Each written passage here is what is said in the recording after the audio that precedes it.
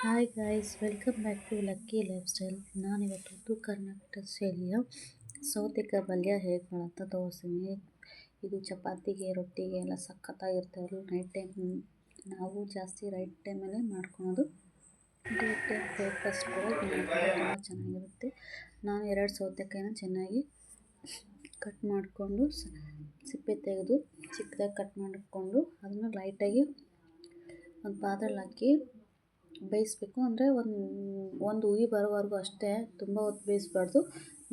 ನೀರು ಕುದಿಯೋ ಟೈಮಲ್ಲಿ ಆಫ್ ಮಾಡಿಕೊಂಡ್ರೆ ಸಾಕು. ಆನಂತರ ಅದು ನೀರು ಕೆಳಗಿಳಿಸಿ ನೀರನ್ನೆಲ್ಲ ಸೋದಿಸ್ಕೊಂಬಿಟ್ಟು ಅದನ್ನು ಸಪ್ರೇಟ್ ಮಾಡ್ಕೋಬೇಕು ಸೌತೆಕಾಯಿನ. ಆನಂತರ ನಾನಿಲ್ಲಿ ಮೀಡಿಯಮ್ ಸೈಜ್ 2 ಈರುಳ್ಳಿ, 1 ಟೊಮೊಟೊ ಕಟ್ ಮಾಡಿಟ್ಕೊಂಡಿದ್ದೀನಿ. ಆಮೇಲೆ 3 ಸ್ಪೂನ್ ಆಯಿಲ್ ಹಾಕ್ಕೊಂಡಿದ್ದೀನಿ. ಸಾಸಿವೆ, ಜೀರಿಗೆ, ಕರಿಬೇವು ಹಾಕಿ ಚಿಟಪಟ ಆದ ನಂತರ ಈರುಳ್ಳಿ ಹಾಕ್ತಿದ್ದೀನಿ. ಈರುಳ್ಳಿ ಕೂಡ ಅಷ್ಟೇ ತುಂಬ ಸಾಫ್ಟ್ ಆಗೋವರೆಗೂ, ಕಲರ್ ಚೇಂಜ್ ಆಗೋವರೆಗೂ ಬಿಟ್ಟು ಟೊಮೊಟೊನ ಹಾಕೋಬೇಕು.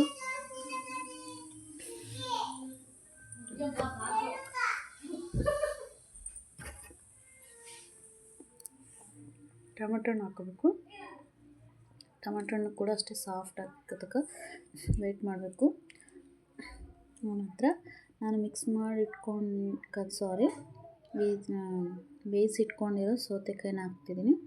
ಅದನ್ನು ಚೆನ್ನಾಗಿ ಮಿಕ್ಸ್ ಮಾಡಿ ಖಾರ, ಉಪ್ಪು, ಅರಿಶಿಣ ಹಾಕಿ, ಹಾಗೆ ಶೇಂಗಾ ಪುಡಿ ಅಂದರೆ ಕಡಲೆ ಬೀಜದ ಪೌಡರ್ನ 3 ಟೇಬಲ್ ಸ್ಪೂನ್ ಹಾಕೋಬೇಕು. ಸ್ವಲ್ಪನೇ ಇತ್ತು, ನಾನು ಅದನ್ನು ಡಬ್ಬಿನೇ ಬಗ್ಗಿಸ್ಬಿಟ್ಟೆ. ಆ್ಯಕ್ಚುಲಿ ಅದಿರೋದೇ ಕಡಿಮೆ ಇತ್ತು, ಬಟ್ ಪರ್ಫೆಕ್ಟಾಗಿ ಆಗುತ್ತೆ. 3 ಸ್ಪೂನ್ ಇದೆ ಅಂದ್ಕೊಂಡಿದ್ದೀನಿ, ಹಾಕ್ಕೊತಿದ್ದೀನಿ.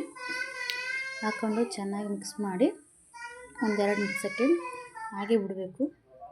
ಒಂದಕ್ಕೊಂದು ಬೆರೆತು ಹೋಗುತ್ತೆ. ಅದು ಎಣ್ಣೆ ಬಿಡೋ ತನಕ ಮಿಕ್ಸ್ ಮಾಡಿಕೊಂಡು ಹಾಗೆ 2 ನಿಮಿಷ ಮಿಕ್ಸ್ ಮಾಡ್ತಾನೆ ಇರಬೇಕು, ಎಣ್ಣೆ ಬಿಡೋ ತನಕ. ಥರ ಒಂದು ಚಿಕ್ಕ ಲೋಟದಲ್ಲಿ ಖಾರ, ಉಪ್ಪು ಚೆನ್ನಾಗಿ ಬೇಯಬೇಕಲ್ವಾ, ಅದಕ್ಕೋಸ್ಕರ ಒಂದು ಲೋಟ ಚಿಕ್ಕದಾಗಿ ನೀರು ಹಾಕ್ಕೋಬೇಕು. ಈ ರೀತಿ ಲಾಸ್ಟಲ್ಲಿ ಕೊತ್ತಂಬರಿ ಹಾಕ್ಕೊಂಡು ನೀರು ಹಾಕ್ಕೊಂಡು ಕುದಿಸ್ಕೊಂಡ್ರೆ ನೋಡಿ, ಈ ಥರ ಎಣ್ಣೆ ಬಿಟ್ಕೊಂಡ ತಕ್ಷಣ ಆಮೇಲೆ ನೀರು ಹಾಕ್ಕೋಬೇಕು. ನೀರು ಹಾಕ್ಕೊಂಡು ಸ್ವಲ್ಪ ಬೇಯಿಸ್ಕೊಂಡ್ರೆ ಸೂಪರ್ ಟೇಸ್ಟಿಯಾಗಿರೋ ಸೌತೆಕಾಯಿ ಪಲ್ಯ ರೆಡಿ ಆಗುತ್ತೆ. ಒಂದ್ಸತಿ ನಿಮ್ಮಲ್ಲಿ ಖಂಡಿತವಾಗ್ಲೂ ಟ್ರೈ ಮಾಡಿ ಹೇಗೆ ಬಂತು ಅಂತ ಕಮೆಂಟಲ್ಲಿ ತಿಳಿಸಿ. ಹಾಗೆ ನನ್ನ ಚಾನಲ್ಗೆ ಸಬ್ಸ್ಕ್ರೈಬ್ ಆಗೋದು ಮಾತ್ರ ಮರಿಬೇಡಿ ಪ್ಲೀಸ್. ನನ್ನ ಚಾನಲ್ಗೆ ಸಪೋರ್ಟ್ ಮಾಡಿ. Thank you so much.